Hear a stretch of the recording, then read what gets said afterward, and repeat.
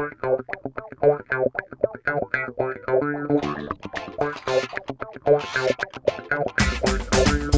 to the Mandatory Social Interaction Show. I'm your host, Eric, along with my berserk co-host, Tim. How's it going, Tim? Hey, it's going pretty well. How are you doing, Eric? Oh, not too bad. How's your week been? It's been a week.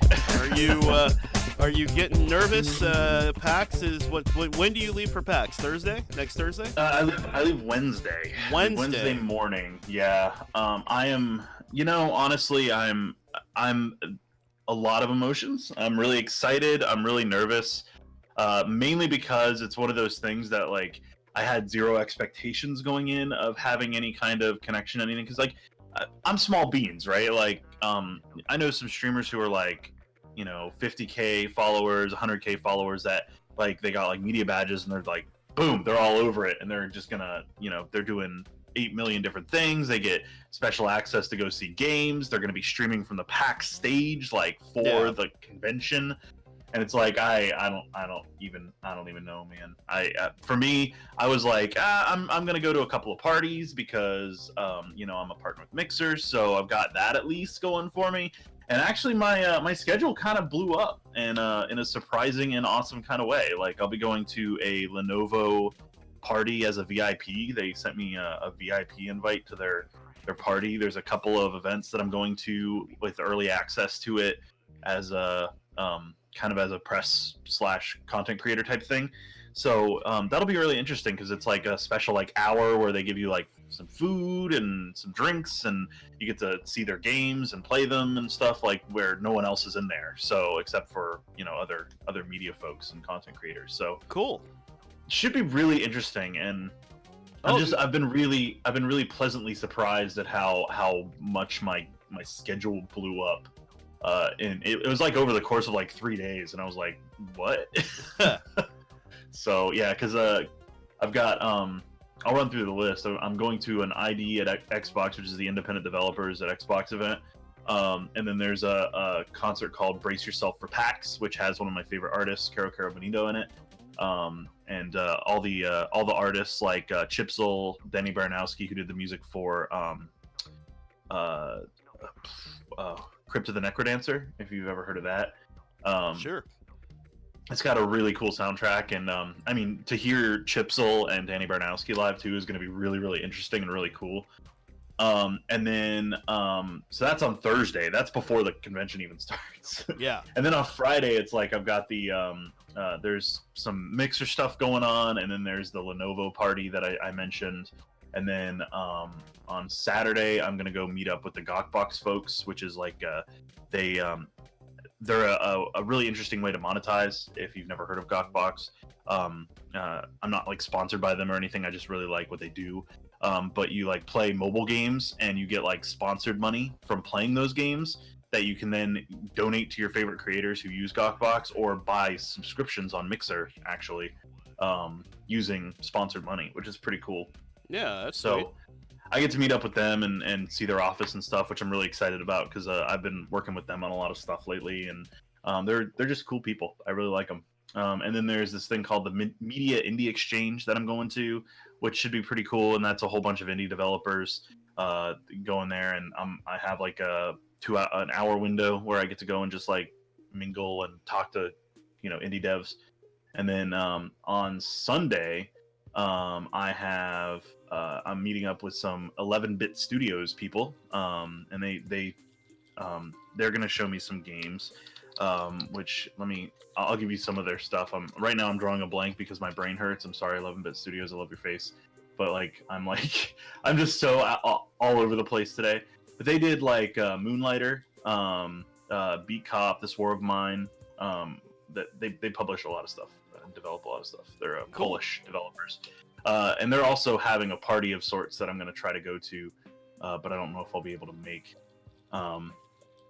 And then there's a Mixer meetup going on at a pub there that night on Sunday. And then Monday, for some reason, I have nothing on Monday, which Monday is the last day of the con. So I'm fine with it. It'll give me a chance to go and actually get to explore the convention more thoroughly and say hello to all the the developers and make some connections and stuff like that. So I'm pretty stoked about that. I think it'll be pretty good. And I know I've been babbling. I'm sorry, but I'm so excited. No, I you're just great. can't wait. Oh my god. Is there no PAX West for us Europeans? There's like EGX, which is the European Games Exposition, I think. There's what else is there? There's Insomnia, stuff like that. I mean, there's quite a few in Europe, game shows in Europe. PAX has 3 in the U.S. One in the West in Seattle, one in the South in San Antonio, and one in the East in Boston. I want to say. I could be wrong with that. Yeah, no, it's Boston.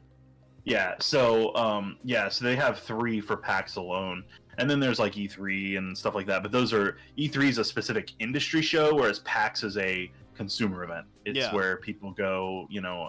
It's open to the public. It's intentionally a public thing. And so that's something I really wish. I'm waiting. Oh, Slowblow said Gamescom in Germany. Sorry. Yeah. Hey, no worries. I really am waiting for PAX Midwest. PAX Midwest. That would be amazing. If they did one in Chicago, I'd be there every year.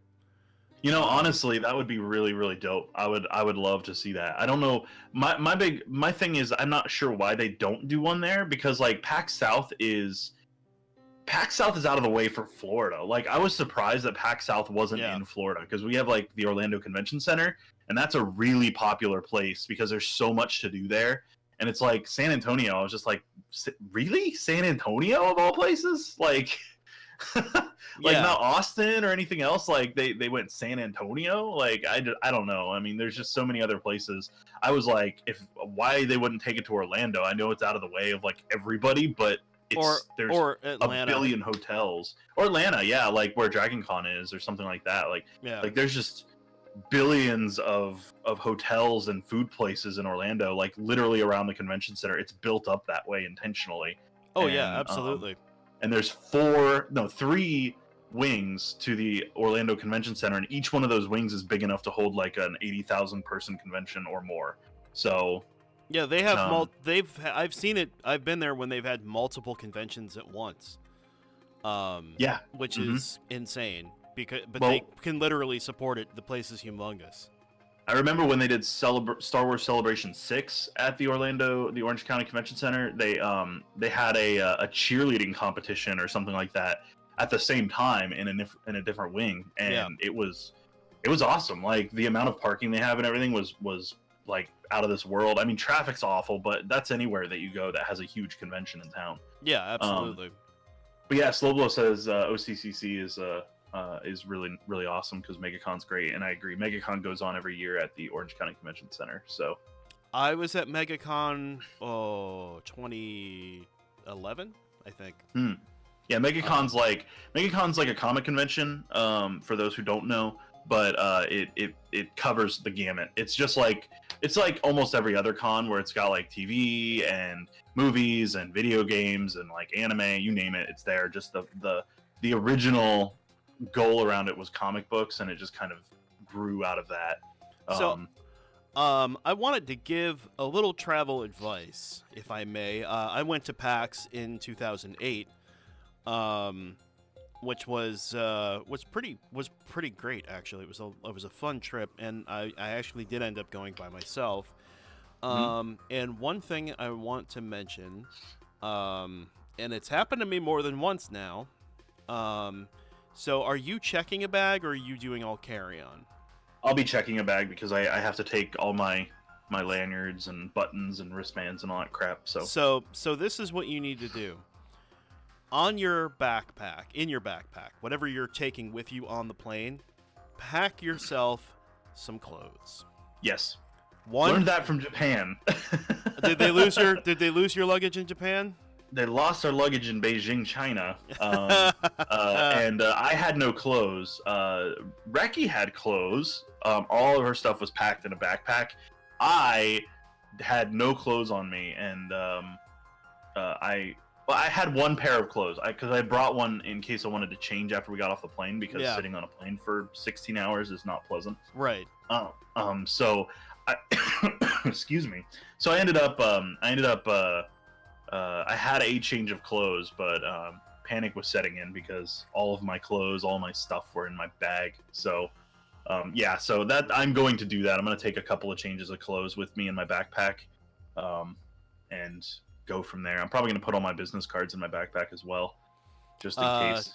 I had them lose my luggage on my way to PAX, because I had to do a connecting flight. Oh, and I don't remember what the airport is anymore. But I basically left late out. This was flying from Florida, actually, out of Orlando. So flew from Orlando to, I want to say it was DFW in Texas, and then switched planes, and then from DFW out to Seattle. And we left late from Orlando due to a storm. And so I had 10 minutes to get to my connecting flight in DFW, which was all the way across the airport and involved a train ride. Oh, jeez. So shockingly, I made my flight, which sucked. Actually, I was hoping to miss it, because that way I would have been on standby for the next flight out, which would have put me in a, possibly first class or something. But I made the flight, unfortunately. And my luggage did not. So, yeah, for like a day or so, I didn't have any luggage until my luggage caught up with me. And I did not have anything to change into, which really sucked. Yeah. Well, the good thing is that being in Seattle, at least I'll be able to find clothes stores that would fit me.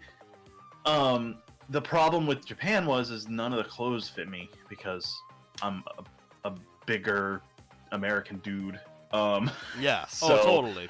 So so it's definitely not an ideal situation to lose your clothes in a different country where, in general, they're shorter and less plump than you.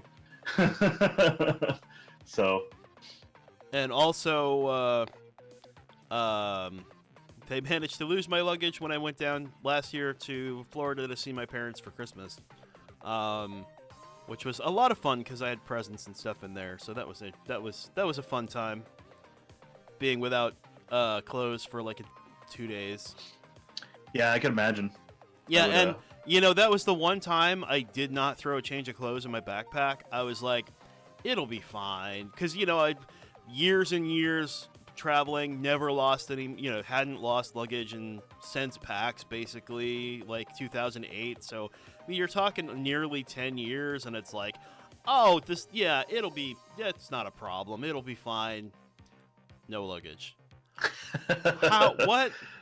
Yeah. And on a domestic flight, no less. That's the worst part. Well, and the thing is, you know what, Trigger Happy, it happens, right? And the point is not like, get all nervous and upset about it. The point is, like, do something to mitigate it. So one thing they can do, usually when you lose your luggage, they will give you, a lot of the airlines have like a little toiletry bag. It's got like a little toothbrush in it, and one of those small travel size toothpastes, and like some other stuff. So they can kind of help you out there. But if you keep a change of clothes in your whatever you take on the plane with you, a backpack or whatever it is, duffel bag, you at least have something to change into when you get where you're going, or for the next day, or whatever it is. And I'm not saying take a full carry-on with you. I mean, if you pack only a carry-on, then you're really good to go, right? Because you can't possibly lose your luggage. Right. But if you want to check a bag, the best thing to do is, put some essentials, some clothes, and maybe a couple other essential things, into your backpack, as long as you can get through TSA with them. But it's totally worth doing, on the off chance that, your luggage gets, stuck halfway between, like mine ended up, I had a change. I flew from here to Chicago and then Chicago to Orlando, and my luggage got stuck in Chicago, and I was like, seriously? Not only that, the funny thing was this wasn't like a 10 minutes to catch my flight thing. That time was an hour or two in where was I? O'Hare. which is like plenty of time for you to get my bag from that plane to this plane. Right. So I was not real happy with that, but whatever.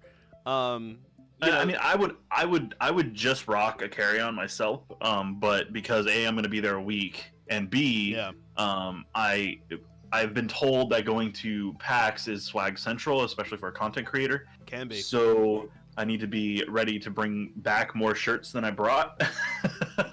So that sort of thing is my big number one concern in terms of is storage. Really, like I'm only gonna half pack my bag, my checked bag, because A, it's $25 to pack to check it either way, and B, I want to be able to have room if I buy a piece of art or something. I want to be able to have it in like a tube and put it in my bag or something and not have to worry about it too much. So now, something else to keep in mind going to a place like PAX, especially since we have to pay to check bags now.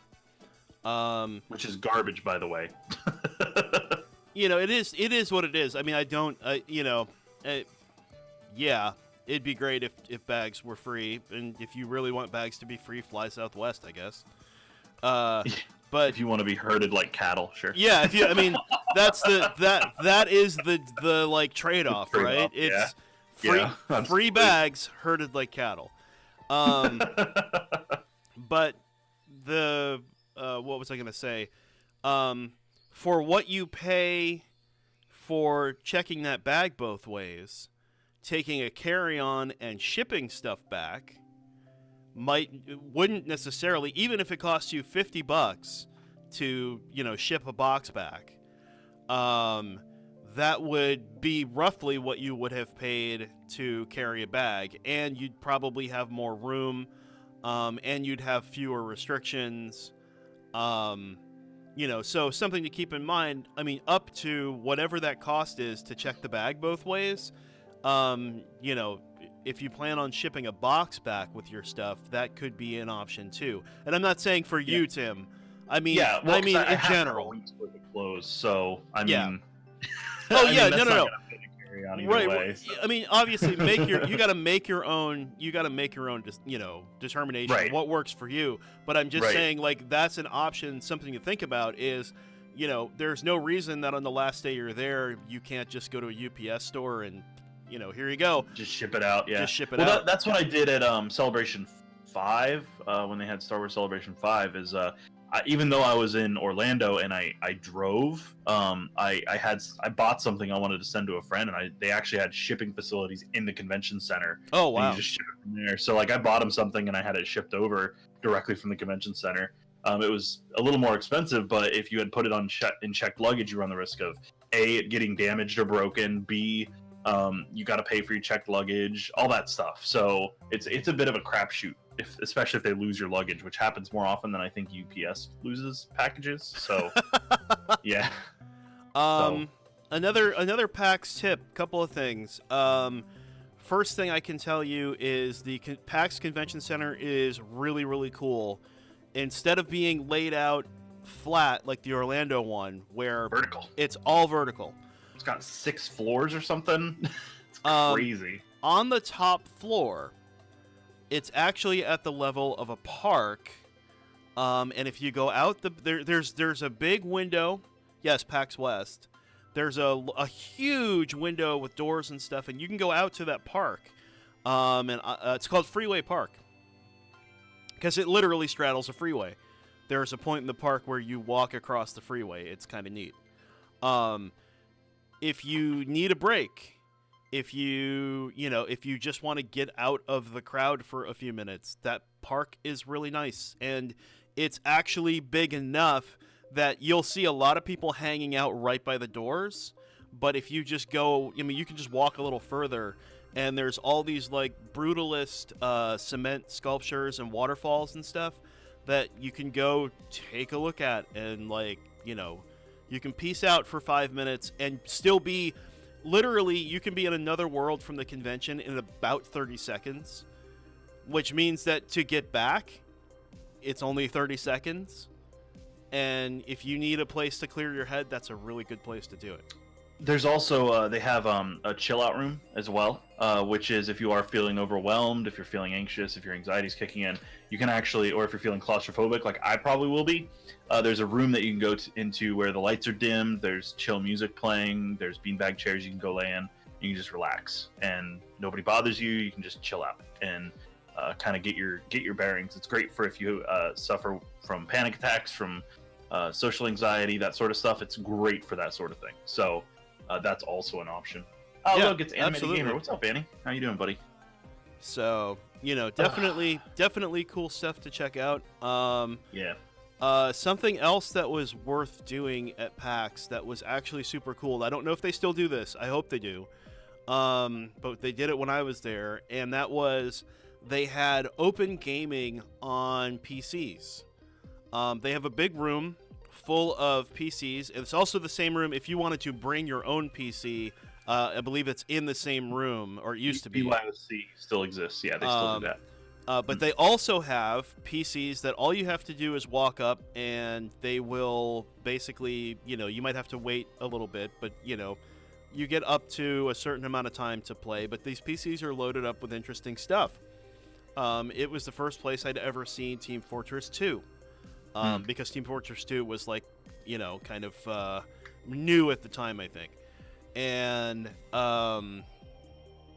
it was one of the coolest experiences because you could just sit down and play these, whatever games were loaded on the PC.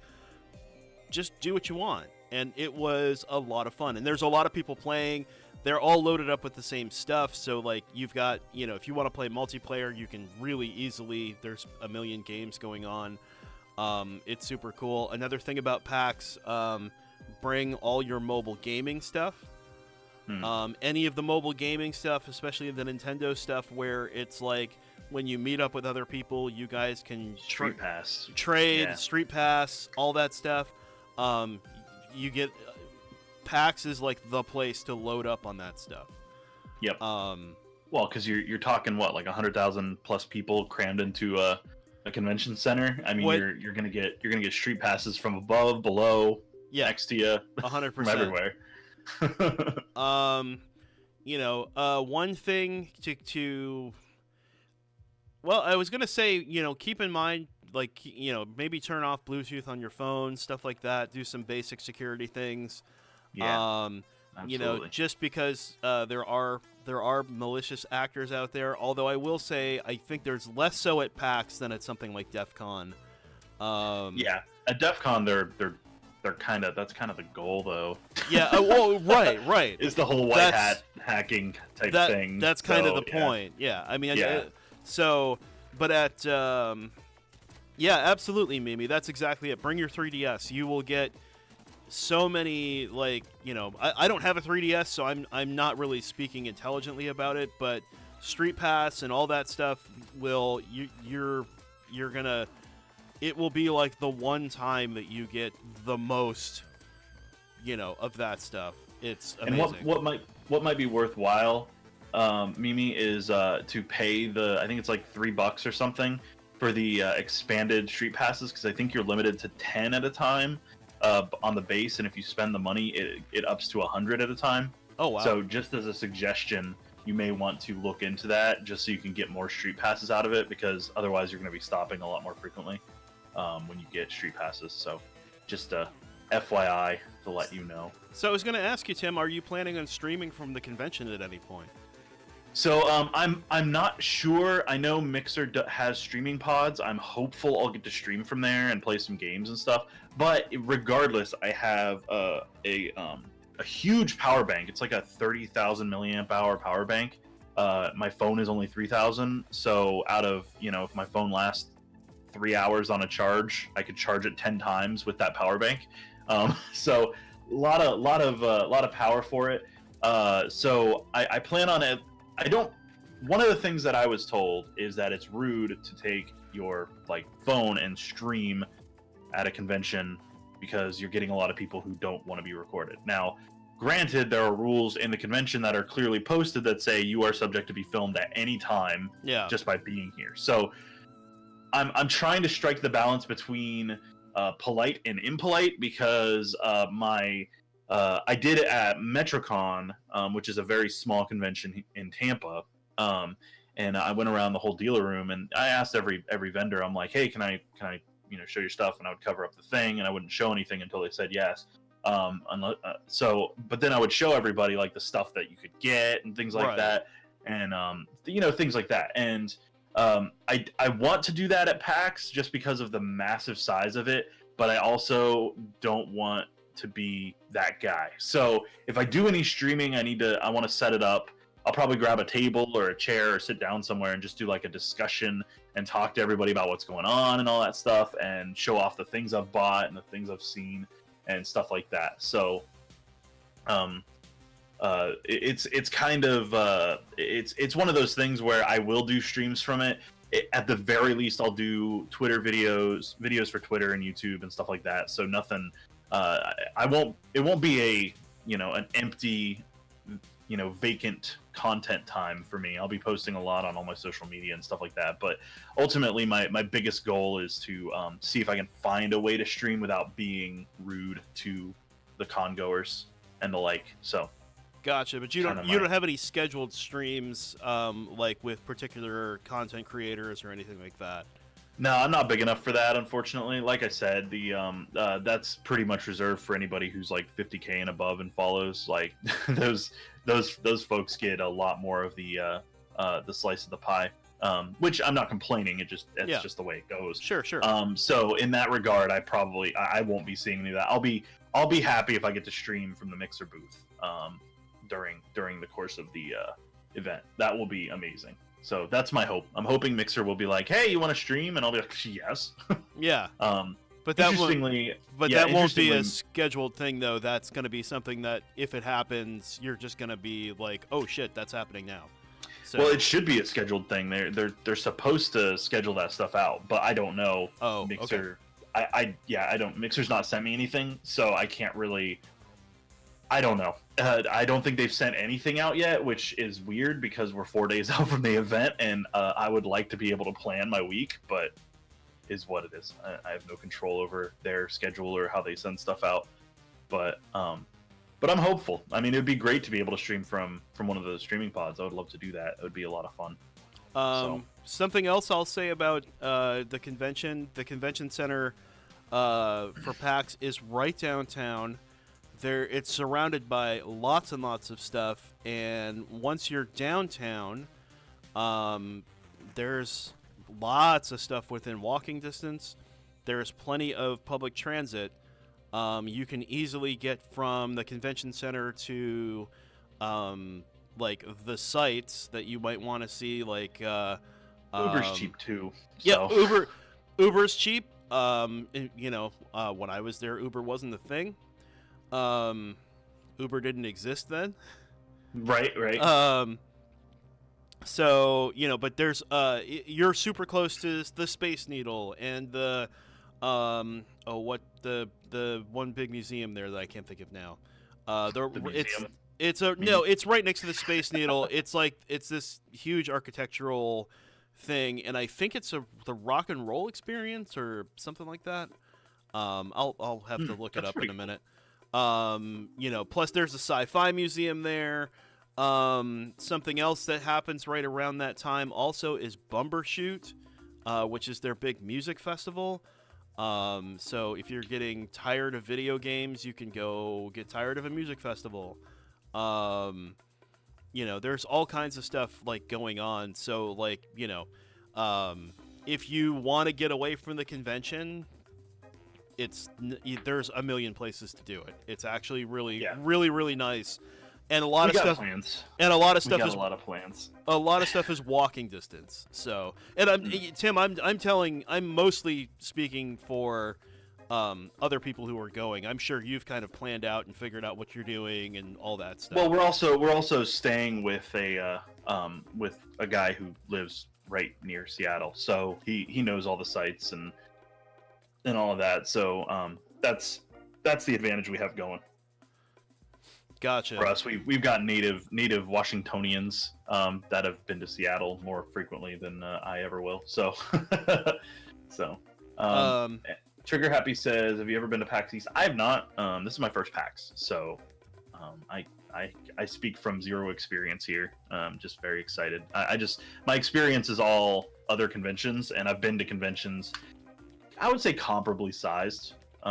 Maybe not quite as busy, but comparably sized. I would say, yeah. So I'm not going to be totally blown out of the water, but M said, "Ain't Uber just a taxi though?"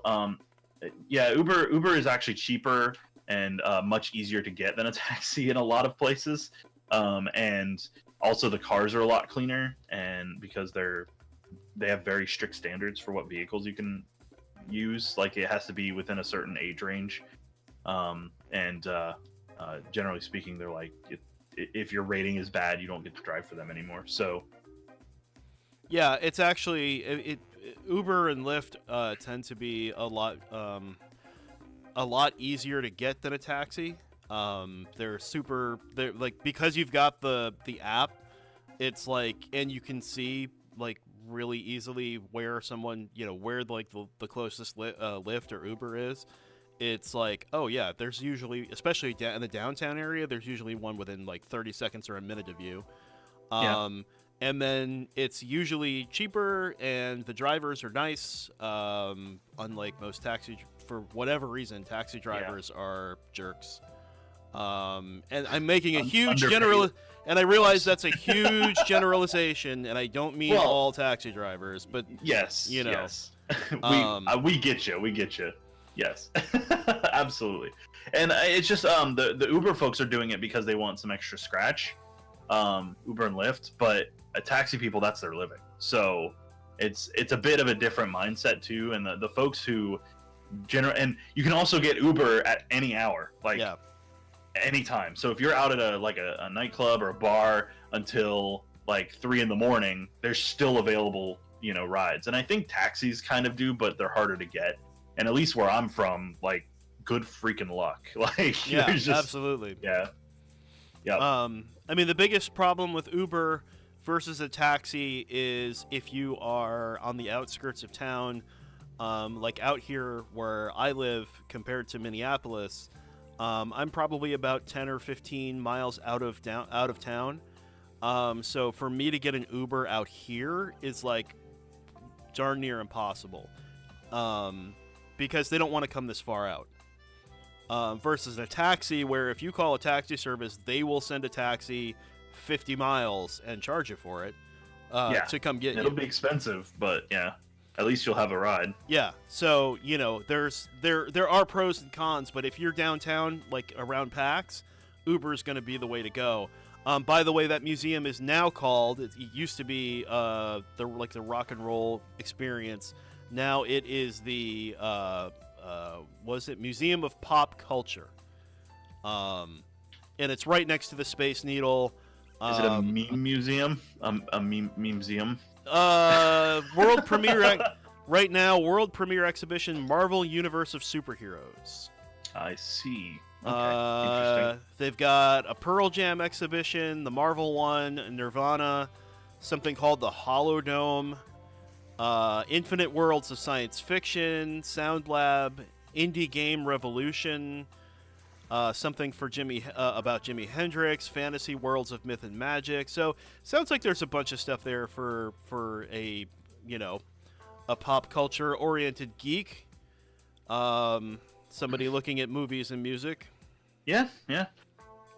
That sounds actually kind of interesting in its own right. I'm most looking forward to. There's a place. I cannot remember the name of it to save my life right now. Again, I'm kind of all over the place because like my brain is already in Seattle. Partly, it's focusing on these 2 days of work I have left before I fly out. It's focusing on all the crap I have to do. So forgive me. But there's this place that we went to in Tokyo that has like bowling, an arcade built into it. Karaoke, all sorts of crazy cool stuff, and actually they have one in Seattle, so I'm like losing my mind. I'm really excited to go to that because it's like it'll be a dose of Tokyo in the US, which I've been really like jonesing for a while. So nice. Yeah, I really want to go to that. Even if I don't do karaoke, which was super fun when I was in Tokyo, I'm cool just seeing the arcade because the arcade was in Tokyo, they're like the legit arcades. They've got like the seat games where, you know, the seated driving games. They've got like the gun games. They've got your UFOs, which are your like claw games. All that stuff. It was awesome. It was just fantastic. And so I'm hoping that it's going to be similar in Seattle. I'm hoping to be pleasantly surprised. So sweet. Yeah, that's cool. I mean, you know, that's something to keep in mind. And, you know, I guess what I'm trying to say is, like, you know, Seattle is like a huge place. There's all kinds of stuff to do.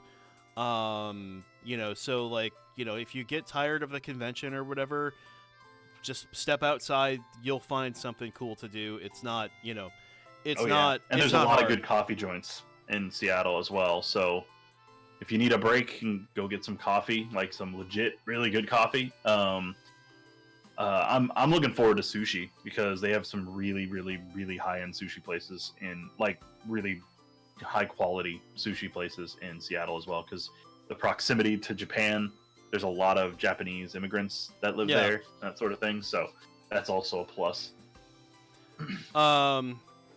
You know, something else, you know, going back to the coffee shops, if you ever wanted to try, like, the really high-end coffee preparations, there's a ton of places to do that. Loading Ready Run did a PAX West vlog last year, and two of them, Serge and Graham, went out to, I don't remember the name of the shop, but they went and got Japanese siphon coffee. Which is this really interesting, like, it's this 2-part thing, and, like, the water goes in the top, and then, like, it bubbles through the coffee, and then it bubbles back up because of some kind of weird, you know, property of like, you know, convection or whatever. And, like, you know, if you ever wanted to do that kind of stuff and it's not available near you, Seattle is, like, the place to do it. If you want to try the difference between, you know, Chemex coffee, espresso, and drip coffee all in one place, you could do it. Well, I'm also very interested for this trip because I plan on going to E3 next year. I have to go to E3 next year. That's, like, on my bucket list. So I have to do E3 next year. And so going from one West Coast place, Seattle, to another West Coast place, LA, will be very interesting to see the differences and how everything is because of they're both big cities. So it'll be interesting to see. I don't know much about anything on the West Coast, but I look the most forward to seeing the differences between the two cities and what they have to offer and all that stuff. So that'll be pretty cool. Pretty awesome. So something else you mentioned, and I wanted to maybe bring up here, is you were talking about doing more vlogs and Twitter videos and stuff like that. Yeah, stepping up my social media game. Yeah, that's kind of what I've been working on lately. Is one of the big ways to get recognized, to grow an audience right now, and I mean has been for a little while, is having a good social media presence. And Sliblo says Periscope's your best friend. Yeah, I've been streaming onto Periscope regularly. I've diversified my content. I'm on not only Mixer, but Mixer's still the focal point, of course, but I'm on Twitch, Facebook, YouTube, and Periscope all at the same time. So I try really hard to diversify because gathering those eyeballs, like, it doesn't matter the source of the eyeballs. What matters is building a healthy community, and there are ways to do that even if you're on different platforms. And that's kind of my aim, is I really want to have, because we've got Discord, and Discord is this really great middle ground for people to meet and hang out and engage with each other outside of stream, because I only stream 4 hours 4 times a week. So it's not like that's the only way to connect. Like, there's a lot of hours in a week outside of my streams, and Discord is a really great place for that. So to see that kind of thing, like, starting to grow is really nice. And I've been really stepping up my social media game because I stream to Periscope, which is Twitter. It's owned by Twitter. And then I stream to not Instagram. I post on Instagram now, but I stream to Facebook.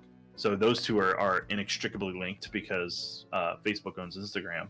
So those two on their own, those 4 social media networks, those 4 social outlets are connected in a way that means growth in one is growth in the other. So it's really valuable to be sure that I, put as much content, meaningful content, not just, shit posting, but excuse me, but putting out meaningful content to all those platforms is really, really important. So I've gotten into posting on Instagram more. I try to post I don't have much going on in my life. Like, I go to work, I come back, I come home, I stream. So I post like a selfie like every day or something. So it's not like I get a ton of interesting crap on there, but at least it's not just anime girl pictures anymore, right? But I've been I posted my first video on Instagram TV today. I posted the same video on Twitter, and it's really nice because it's very easy to put content out on both that actually has meaning and value and impact. So yeah, I'm trying really hard to grow those avenues and post more regularly to them and grow them in a meaningful way. That's not, and I mean, most of the anime girl pictures I post have context and have something with them. Like the anime girl pictures always complement what I'm saying, and I always try to add meaningful text. The problem is people just kind of gloss over those rather than stuff with like pictures of real people. So I'm trying really hard to step up the game in that regard and make it, because media posts do really well. They're the eye grabbers, they're the ones that get the most interactions, that sort of thing. So if you can post something with a video on it, post something with a picture on it, that's something that people are interested in, you can get a lot more engagements that way and a lot more eyes on it in that regard, and that's a great way to grow. So interesting. Not something I would have necessarily thought, but that's super cool. So, are you gonna do any kind of like? So obviously, your first thoughts here seem to be like short 10 or 20-second videos. Yeah. And I've seen a couple of those on your Twitter feed, and they're great. Are you thinking about doing a longer form vlogging kind of thing, or is that you're looking for more 10 to 30 seconds, hey, I'm doing this interesting cool thing, or hey, you guys are awesome, keep it up, or whatever? Yeah, I find I won't be doing any kind of vlogging, at least not for now. That's something that's going to come after I get to go after I go full time content creating. That'll come. Just for now, because of time limitations. I mean, I've got MSIS, I've got the ICT podcast, I've got 4 streams a week. On top of all the social media stuff is enough work in its own. But I just want to keep it simple, like 10 to 30 seconds, and if I'm out at an event, maybe longer. It depends on what's going on. But ultimately, I'm really just looking to grow my presence and what people see about me. I want to be more connected with people, because it's like one of the things that's really difficult as a content creator is it's very easy to be aloof. It's very easy to be not somebody that like lets people in on what you're doing in your life. Like a lot of content creators I see, they do like 6 streams a week, and they'll do like 8 hours a day, and it's like, that's great and all, but that's not, people want to kind of live vicariously a little bit through you, or they want to be able to experience what you're experience things through the lens of you. And I think it's really important to make sure that you not only just stream, but you're also doing other things. And going to Seattle is going to be like my great experiment for that. Like, I'm going to post a ton of pictures, I'm going to post a ton of little video clips, I might do some kind of vlog type stuff, but I plan on doing a podcast with a couple of my friends there while we're there. We're just going to talk and hang out and chat and stuff, and just that sort of stuff. I want to make content that is meaningful and fun, that they can see what's going on, because one of the things that I'm really hell-bent on doing as a social media presence is being honest. Like, you rarely see other content creators posting about their failures and their struggles. You almost always see them say, "Oh, I've got 800 million followers now, yay!" Yeah, and stuff like that. And it's all fluff, and it's always like stuff like, "Oh, get out there and kill it today, because we're gonna slay when we stream." And it's like rather than it being an organic thing that's an extension of them, it's an advertising platform, and it's it's their prerogative to look at it that way, and that works for some people. But for me, like, it's an extension of me as a person, and I want people to be able to connect with that, and that's part of why my community, I try so hard to make it be a tight-knit kind of thing where people can connect and get to know each other a little better, rather than it being just a conglomeration of fans, because I don't really like that term. I want people to be part of a community and to feel welcome and engaged and important, and I think that has more power to it than just a legion of fans, and I that's kind of how I stand. Yeah, absolutely. So my one question, going back to kind of what you were saying about, kind of putting it all out there and making yourself more available is, what do you feel are the boundaries to that? Like somebody who streams, I could understand somebody who streams 8 hours a day, 6 days a week, wanting to basically say, that's my time for my audience, and then the rest of it is, everything else is me time.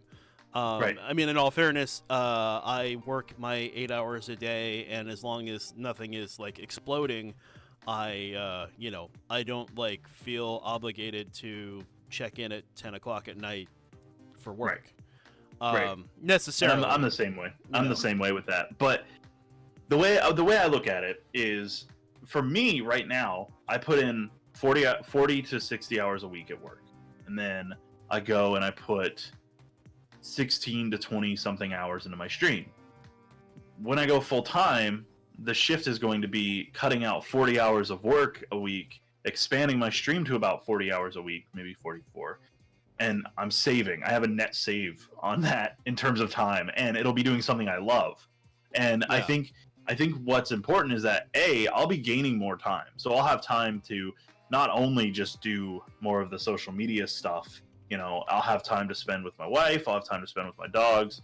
It'll be really nice. And I think I understand people's desire to like separate the content from the them, but for me, I just can't, because it is part of who I am, and it's something I love and I'm really passionate about. And for me, it's an all-in thing. Like, I'm either going to go all in and do this, or I'm not going to do it at all. And I need to make that decision, and my decision is all in, and that's what I've been doing for the past, several months to a year at this point. I mean, ever since I really got partnership, so a year and a half. But one of the things that I wanted to, one of the things that I'm thinking though is, you do have to, I mean, as much as people want to kind of let it all kind of show and bleed on stage and all that kind of thing, there's a point where you kind of do have to reserve something for just yourself, or your entire life becomes your job. Because absolutely. Literally going to the grocery store suddenly becomes a content opportunity. And right. Well, you don't want to necessarily do that. You have to draw the line between reasonable and unreasonable. I mean, for me, I'm a game streamer. I love video games. So if there's something I'm doing involving video games, I'm gonna try to make some content out of it. Right. If I'm going to the grocery store, God no. I mean, there will be occasion where I'll do stuff that's like off the wall. Like one time I took my phone when the Mixer Create app first came out, and I streamed. I got pizza at Blaze Pizza, and I just sat and ate pizza and talked with my community while I did, and it was really cool, and it was a really fun time. But that's a rarity, whereas my focus would be on game stuff. So like if I were to go out to a PAX or an event like E3, I would definitely make a lot of content around that. But if I were to go and have a weekend away with my wife, I'm not going to stream anything on that. I might post on Twitter and be like, hey guys, I'm alive, and that sort of thing. But there's that line that you have to establish between what's meaningful and what's useful for content for what you create. Like you get people that do kind of slice of life stuff, and that's great, but then you become the commodity, if that makes sense. And it's important to make sure that you are not turning yourself into something trivial. Like, you still got to make it impactful, and like having a limit on how much time you put in a week is really important. Like for me, 40 hours would be my limit for content creation. Maybe 50, because right now I put in 40 to 60 hours a week at work. So that said, it's really, really important for me to make sure that I'm not overdoing it myself, and that I'm not burning out, and that I'm not burning out my audience either. So there is a line that you've got to draw, and that's why whenever I see somebody who's like, "Yeah, I stream 8 hours a day, 6 days a week, without fail," it's like, you're gonna explode in about 3 months. Oh yeah, it's like that's a lot. Like they do like 8 hour straight streams. Like I would do like 2 4 hour streams a day, so I'd have time in between to do stuff and do chores and take a nap and eat and stuff like that. So yeah, absolutely, and that's something to consider. Well, and you have to. You're talking about making it not feel like a job, but everything feels like a job when you do it on a regular basis. At some point, it does, yeah. And that's you can love it, and yeah. I think that's the challenge, is finding what you love about it. Like I've been doing streaming for 2.5, almost coming up on 3 years, and podcast creation in general for almost that long. And I can safely say that I have not gotten to the point where I'm like, nah, I don't want to do this anymore. I've gotten to the point where it's like I need a break, and that's really important to identify, because there are some times when you should just not stream or make content. And it's a challenge of figuring out where it's too much of a job and where your real love for it is. Like if you love the streaming aspect of it, by all means do that, but make sure you're not doing it to the point where you're getting sick of it. Much like playing one game over and over again, you'll get bored with the repetition of doing a stream and engaging literally constantly, and it's really important to make sure you don't burn yourself out on that. Yeah, absolutely. And that's M had a good question. Do you feel like quitting your job can be quite risky with the scope of focusing on your streaming? And my answer to that is absolutely. I mean, it's a huge risk, because content creation full time means you're putting your livelihood in the hands of your audience, and so it's a lot of pressure to put not only on yourself but on them too, to support you. And you got to make sure that the support is there, that you can pay all your bills, that you can, you have to be very careful, and that you can pay for insurance. And I know a lot of countries outside the U.S. have socialized medicine, which is great, but we don't quite have that here, and it can be very expensive if you're on your own, much less if you're married, to have health insurance. And so things like that you have to really take into account. Like if you have a down month, what do you do? Do you have a safety net? Do you have a plan, or is your plan just to give up and go back to working full time? Like there's a lot of things that you have to really take into account, and it's quite the moving target. And that's partly why I haven't just said, nah, I'm done working, and just jumped into the full time, because for me, I have my own, like, certain things have to be completely paid off, my school loans, my car, probably my house, before I even consider going full time, because of the amount of risk involved with that. So. Yeah, absolutely. And I mean, quitting your job to stream is definitely hugely risky. And no, so the thing is, you really have to look at your personal financial situation and your personal responsibilities. There's a big difference between quitting your job as a 22-year-old and not having a mortgage and not having a with parents. Like if you're living with your parents, quitting your job to stream might not be as risky as somebody who's maybe already got, you're married, you have a mortgage, you're paying you have a house payment, a car payment, and all the associated costs with those things, plus someone else, and potentially a larger family, maybe you have kids, where it's like, you've got a lot of responsibilities, and you made a lot of financial decisions based around the fact that you had a certain amount of income coming in, and now you have to figure out if you're able to replace that income with your streaming income. And then you have to look at things like health insurance. At least in the U.S., employer-provided health insurance is a fairly typical thing once you get to a certain level of employment. And even like retail hourly jobs sometimes also provide health insurance.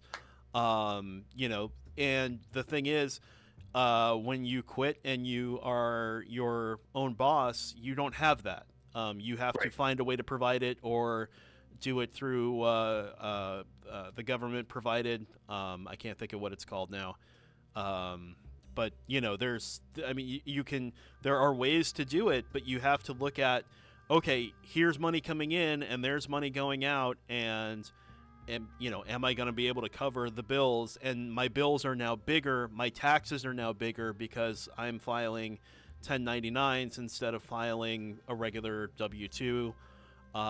So yeah, it can be it can be really, really, really risky, depending Yeah. on what you on what you know, what your level of financial commitment is. Absolutely, and I just I think it's very, very important to analyze it, because like I look at a lot of other streamers that I see going full time, and they're like I'm quitting my job and putting my 2 weeks notice, and I'm starting full time streaming, and then I go and look at their channel, and they've got like 20 viewers and stuff like that, and it's like, maybe not yet. Yeah. But their situation is very different than mine as well. I mean, if you can survive off of a couple $100 a month from subscriptions, you know, that sort of thing, or from donations and subscriptions that you'll pull, it's like, by all means do it. But on average, where I live, you're not going to be able to do that without, you know, a couple thousand subs. And I think that's where the difference is like, A, where you live, B, what your situation is. I mean, if you're 20 or, you know, 19 and you're living with your parents and you don't have any bills, you don't have to pay for your car, that sort of stuff, like, you're in great shape for it. It's like, by all means, do what you got to do. But it's very difficult to turn content creation into a full-time job. And a lot of people, like, I feel like, really, they make that the goal. And I mean, that's a goal for me, but they do it at the cost of everything else. And they're just like, I'm going to go full time. And it's like, do you understand the amount of dedication that requires? Like, you have to motivate yourself. Like, you don't have a set time for a job. You have to get yourself up. You have to, you know, function like a normal human. Like, working from home is not easy in its own regard. So doing full-time content creation is not going to be an easy thing. And I'm well aware of that, and I'm prepared for it. I've been preparing for it for years. So it's one of those deals that I think a lot of people take for granted how difficult it can be. So yeah, I think that's really important to take into account. Yeah, and I think if you're you know, someone like, I mean, Tim has a day job, I have a day job, and I could say from my perspective, if that was going to be something that I wanted to do, and content creation was going to be my, you know, I wanted to make it my full-time job, I would 100% have to, you know, if you're 19, maybe you can like turn on a dime and, you know, on Monday morning just go, I'm streaming full time, and I quit my job at the Taco Bell. Right. You know, being you know, over 40, with bills and responsibilities, you know, you need to start thinking about something like a transition plan, and like maybe a 5-year plan, right? I'm gonna stream 4 hours a day, twice a week, you know, starting now, and then get comfortable with it, and then up it and make it, you know, now it's 3 times a week, now it's 4 times a week, now it's, you know, and then as you start, you know, making more money, you can start thinking about how you're gonna, you know, pivot that direction. And you know, it could be that, yeah, I make enough money, you know, streaming 4 hours a day, 4 times a week, that if I did it for 8 hours a day, 5 times a week, I would be able to cover my bills. Yep. Right? I mean, you know, because you can look at how many subs do I get per stream, you know, roughly, and, you know, per hour, how many donations, and you know, all that stuff. Yeah, you know, there's a lot to it. And you can sit down and work out those numbers, but, you know, you know, sure, there's Patreon to consider, but the thing you have to think about is, how much money am I pulling in at any given time, and am I able to cover my bills financially? You know, That's the risk.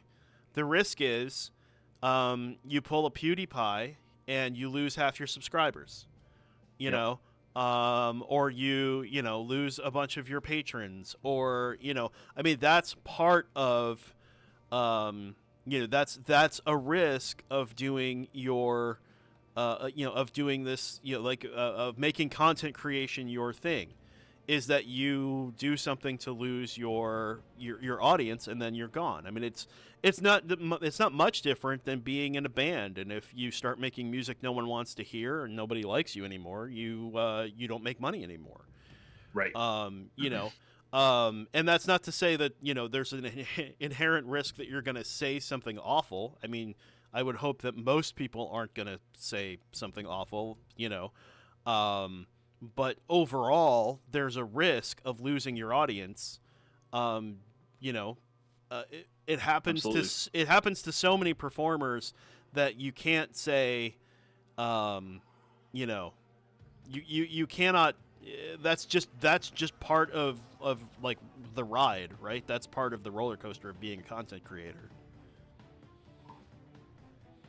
I agree, absolutely, 100%. So. Well, I think that's probably a good place to wrap it up. We've reached our social interaction quota for the week. I'm no longer speaking to anyone. If I don't want to hear from you for a week, Eric. That's right. That's absolutely. I turn on my speech synthesizer and I don't speak at all for a week. So, Tim, where can people find you on the interwebs? Well, you can find me on Twitter at InsertCoinTim. You can find me on Facebook, Instagram, Twitch, Mixer at InsertCoinTheater, and you can find us on Discord at discord.tv/ICT. Where can they find you, Eric? They can find me on Twitter at ZaxxisEMK, on Twitch.tv/ZaxxisEMK, and YouTube.com/EricKleinCreate. This show is available on Stitcher, Google Play, iTunes, and wherever fine podcasts are sold. Our website is MandatorySocial.com. You can find all the episodes there as well. Our streaming overlay was created by Maris Mintrovert Alicki. That's Mintrovert in the chat, or she was earlier, so say hi. And the theme song is Protofunk by Kevin MacLeod. You can find that at Incompetech.com. Background music is by Ben